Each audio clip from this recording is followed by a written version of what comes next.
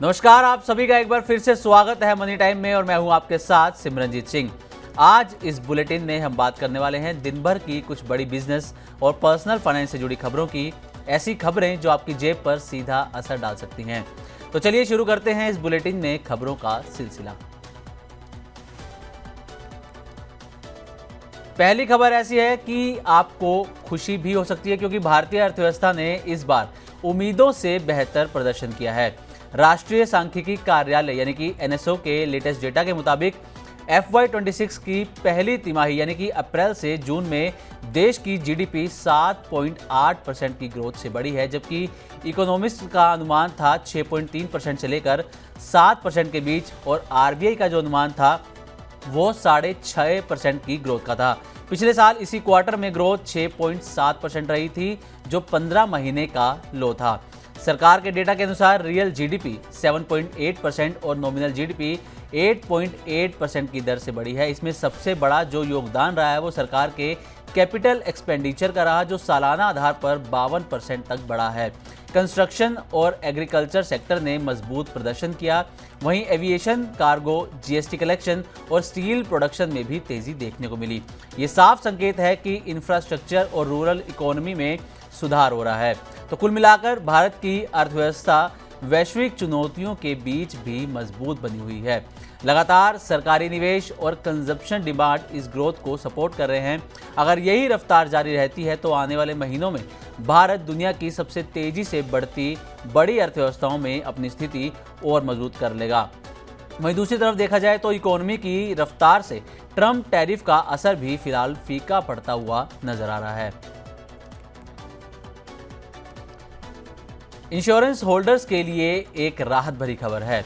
Association of health care providers of India यानी कि AHPI ने बजाज आलियांज जनरल इंश्योरेंस और केयर हेल्थ इंश्योरेंस की कैशलेस सर्विसेज पर लगाई गई रोक का फैसला फिलहाल वापस ले लिया है। पहले 1 सितंबर से नॉर्थ इंडिया के सभी मेंबर हॉस्पिटल्स में इन कंपनियों के पॉलिसी होल्डर्स की कैशलेस सर्विसेज बंद करने की वार्निंग दी गई थी, लेकिन एक अहम बैठक के बाद ये विवाद सुलझा लिया गया है। AHPI ने कहा कि बीमा कंपनियों को अस्पतालों के साथ साझेदारी में काम करना चाहिए ताकि मरीजों को परेशानी का सामना ना करना पड़े। AHPI की कोर कमेटी और बजाज आलियांज के सीनियर रिप्रेजेंटेटिव्स के बीच बैठक में सभी विवादित मुद्दों पर चर्चा हुई। बजाज आलियांज ने आश्वासन दिया कि 29 सितंबर तक सभी जरूरी कदम उठाए जाएंगे। इसके बाद मेंबर हॉस्पिटल्स में कैशलेस सुविधा बहाल कर दी गई है। AHPI ने साफ किया कि केयर हेल्थ इंश्योरेंस की सर्विसेज कभी भी रोकी ही नहीं गई थी, उनसे केवल सफाई मांगी गई थी और कंपनी ने उसका जवाब दे दिया है। फिलहाल उनके पॉलिसी होल्डर्स के लिए कैशलेस सर्विसेज जारी रहेंगी। स्टॉक मार्केट में फिलहाल एक के बाद एक IPO आ रहे हैं। अगस्त की बात करें तो अब तक 40 IPO शेयर मार्केट में दस्तक दे चुके हैं। अब ग्रो को IPO लाने के लिए सेबी से मंजूरी मिल गई है। ग्रो की IPO से करीब 8,770 करोड़ रुपए जुटाने की प्लानिंग है। ग्रो ने 26 मई को कॉन्फिडेंशियली फाइलिंग की थी, अपने पेपर जमा किए थे सेबी के पास और इश्यू साइज के हिसाब से ये अब तक की सबसे बड़ी फिनटेक लिस्टिंग हो सकती है। वैल्यूएशन की बात करें तो ग्रो की जो वैल्यूएशन है वो 7 से 8 अरब डॉलर यानी कि भारतीय करेंसी में अगर देखा जाए तो 60 से 70 हजार करोड़ के बीच में आंकी जा रही है। जून में ग्रो ने GIC और आइकॉनिक कैपिटल से 20.23 करोड़ डॉलर जुटाए थे और उस वक्त जो इसकी वैल्यूएशन थी वो 7 अरब डॉलर थी। भारत का ये सबसे बड़ा स्टॉक ब्रोकिंग प्लेटफॉर्म है और इसके जो एक्टिव क्लाइंट्स हैं वो 1.26 करोड़ हैं और अब जल्द ही ये स्टॉक मार्केट में दस्तक देने वाला है। ये खबर भी IPO से जुड़ी है क्योंकि जिस IPO का इन्वेस्टर्स को बेसब्री से इंतजार है उस पर एक लेटेस्ट अपडेट सामने आया है।